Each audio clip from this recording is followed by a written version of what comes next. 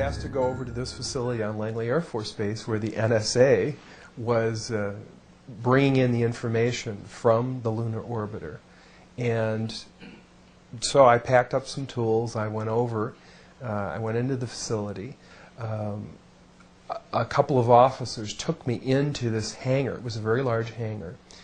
So they took me into this laboratory. I took a look at the equipment. There was an airman second class in there. I was an airman second class as well.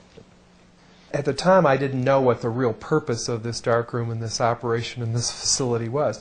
I thought this was where they were bringing the data in and then releasing the images to the public. They were doing 35mm strips of film at that time, which were then assembled into 18.5 by 11-inch mosaics, they were called. There was a digital signature and a grayscale on every 35mm strip. And those strips were from successive passes around the moon. So he was showing me how all this worked, and we walked over to one side of the lab, and he said, by the way, we've discovered a base on the back side of the moon. And at that point, I became frightened, and I was a little terrified, thinking to myself that if anybody walks in the room now, I know we're in jeopardy, we're in trouble, because he shouldn't be giving me this information.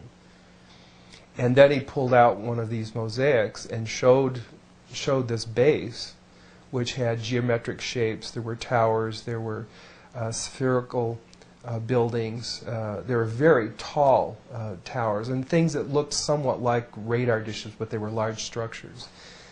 If I compare it to what I'm seeing now, because I do have photographs that have artifacts in them that are similar to what I saw, they're massive. Some of the structures are, half a mile in size. So they're huge structures. Some of the buildings seem to have very reflective surfaces on them. A couple of structures that I saw reminded me of cooling towers at power generating plants. They had that sort of a shape. Some of them were just very, very straight and tall with a flat top. Some of them were round. Some of them looked like a Quonset hut, with a domed kind of, like a greenhouse. The particular shot that I saw, there were several clustered together over a landscape, a fairly large landscape.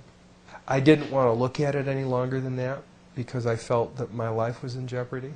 And I knew that young fellow who was sharing this was really, really overstepping his bounds at that point. I worked there for 3 more days, and I remember going home and naively thinking, I can't wait to hear about this on the evening news. And here it is, more than 30 years later, and I hope we hear about it tonight.